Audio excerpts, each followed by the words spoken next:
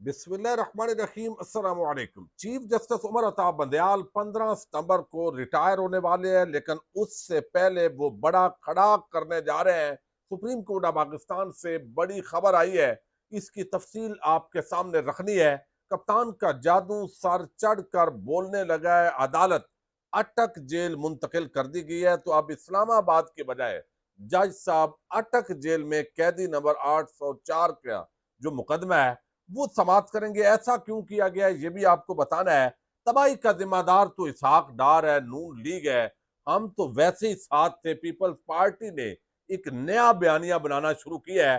Fazlur Rahman party ANP क्या खेल खेल रहे हैं, और इस वक्त ये बड़ा एक अजीब किस्म का तमाशा है। इस पर तो बात करेंगे, लेकिन इमरान खान को अगले 3-4 महीने जेल में रखने के लिए ताकि उनकी जमानत ना हो, हुकूमत की क्या हिकमत अमली है। इमरान खान के जो वकील हैं अली शेर मरवत, उन्होंने बड़े कुछ आम पॉइंट्स रखे हैं।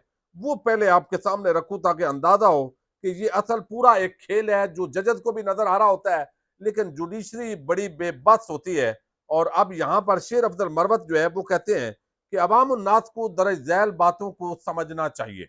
अब ये जरा सुनिएगा, इमरान खान के वकील हैं, उनको भी पता है कि असल इनकी प्लानिंग क्या है। हुकाम कौम को अदालती अमल पर यकीन दिलाने की कोशिश कर रहे हैं, और साथ ही वो चेयरमैन पीटीआई इमरान खान के साथ छुप छुपाने का खेल भी खेल रहे हैं। मैं एक बार फिर ये वादे कर दूं कि हुकाम मामलात पर मुकम्मल कंट्रोल रखते हैं और वो दरअ झैल ला अमल इख्तियार करेंगे। यानी जो आज का फैसला है, ये कोई वो कहते हैं एहसान नहीं किया, बल्कि एस्टैब्लिशमेंट की तरफ उनका इशारा है कि ये एक हिकमत अमली का हिस्सा है कि इमरान खान को किस तरीके से हमने लंबे अरसे के लिए जेल के अंदर रखना है ताकि उनकी जमानत ना हो।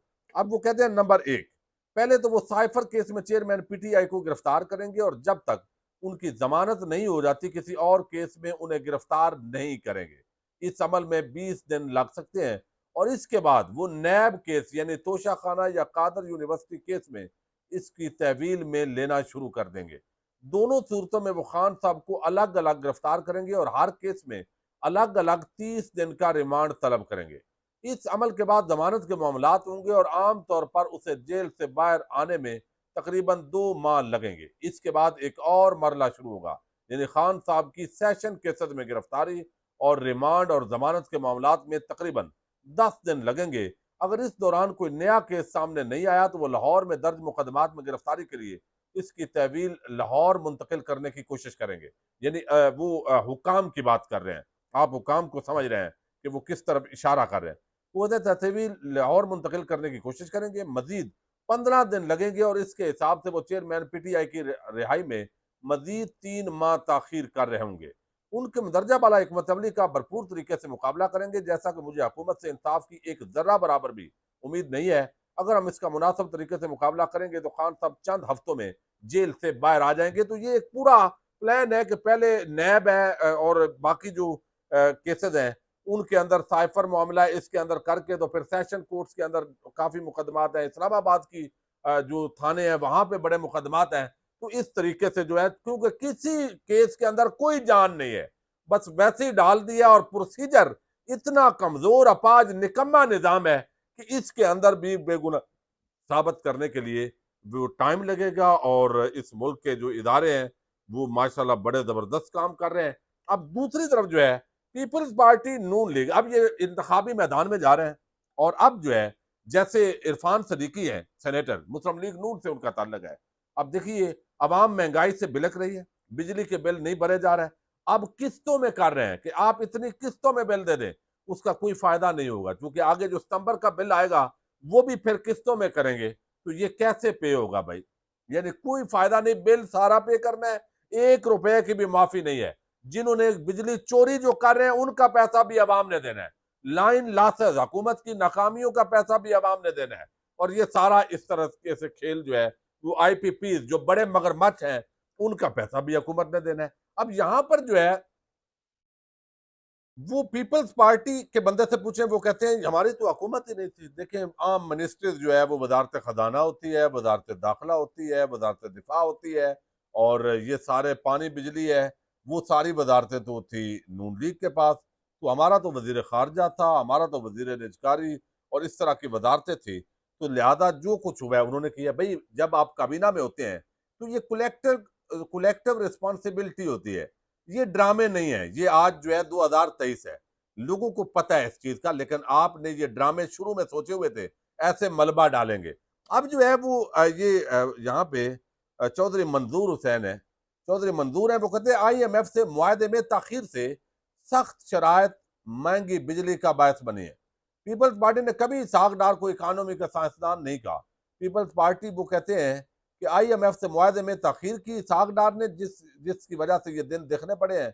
मुस्लिम लीग नून नवाज शरीफ की वतन वापसी के लिए इंतखाबात को इल्तवा में डालना चाहती है और पीपल्स पार्टी 90 दिन में इंतखाबात का मौकफ है, इलेक्शन कमीशन के सामने हमने रखा है। अब ये चौधरी मंजूर कहते हैं जी इसहाक डार निकम्मा नालायक है और उसने वो मुआहदा का ताखीर का शिकार बनाया और उसकी वजह से ये महंगाई और ये सारा जो मामला है ये सब कुछ हुआ है। तो भाई आप सारे निकम्मे हैं, कौम तो ये कह रही है आप सारे निकम्मे, और उसमें कोई शक नहीं है। अब सेनेटर जो इरफान सदीकी है वो कहते हैं ये नून लीग की हुकूमत 2018 तक थी, उसके बाद भाई हमारा वजीर आजम जरूर था, वजीर खजाना और वजीर दिफा जरूर थे, लेकिन इत्तेहादी हुकूमत थी, ये हमारी हुकूमत तो नहीं थी। तो या तो आप कहें ये एस्टेब्लिशमेंट की हुकूमत थी, या आप कहें यानी आप कठपुतली के तौर पे जो है वो या तो माने कि वोट को हमने इस तरह बेइज्जत किया है, तो या फिर माने कि ये आपकी यानी अब जो अवाम पर तबाही फेरी है, वो महंगाई मार्च करने वाले वो सारा कुछ करके जब तबाही एक सही तबाही हुई है। और फजलुर रहमान के जो यहाँ पे जमात है, आप मुनाफिकत का अंदाजा लगाएं, ये दीन का एक ठेकेदार आदमी बगैर जो अपने आप को प्रमोट करता है, शर्म नाम की चीज ही कोई नहीं है। यानी अजीब बेशर्मी की इंतहा है। कल तक आप हुकूमत में थे, अभी 10 दिन आपकी हुकूमत के खात्मे को हुए हैं और आज बिजली के बिलों के खिलाफ एहतजाज कर रहे हैं। भाई बेशर्मी की इंतहा है। बेशर्मो, तुम्हारे करतूतों की वजह से ये अवाम भुगत रही है। आपकी इस बेशर्मी और वो इमरान खान का जो बुग़्ज़ और नफरत था आपके अंदर, उसका खुमियाजा अवाम जो है गरीब बिलक रहे हैं, खुदकुशियां कर रहे हैं, उसका जिम्मेदार सबसे बड़ा फजल रहमान और उनके हवारी हैं। आपको सदर बनने का शौक था और अब आपको शर्म ही नहीं आ रही। आप एक तरफ जो है वो मजहब का लिबादा ओढ़ के, तो अब आप एहतजाज भी जमीयत उलमा इस्लाम और ये सारे कर रहे हैं। किसके खिलाफ भाई?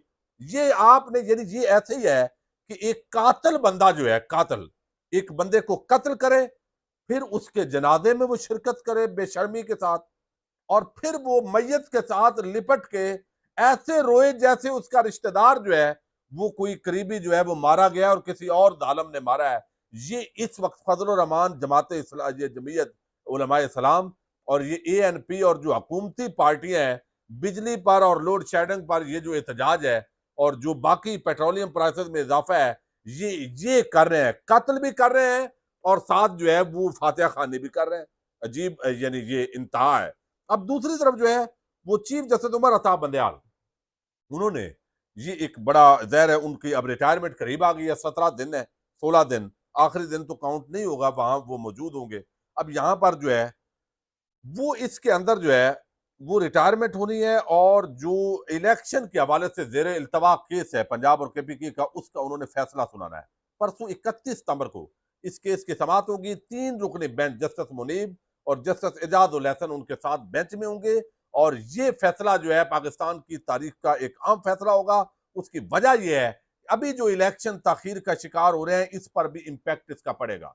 अब बंदयाल साहब ने जो पूरी जिंदगी अच्छे जज के तौर पर गुजारी है, लेकिन आखिरी इन चंद महीनों के अंदर जिस तरह जुल्म के सामने उन्होंने सरेंडर किया है, आया वो इस फैसले के जरिए सरेंडर करते हैं या आइन और कानून और जमहूरियत का बोलबाला करते हैं, ये अब उन पर डिपेंड है। बहरहाल सुप्रीम कोर्ट ऑफ पाकिस्तान से ये बड़ी खबर आ गई है और इसके साथ ही प्रोसीजरल जो एक एक्ट बनाया गया था उसको भी अभी सुप्रीम कोर्ट उड़ाने जा रही है।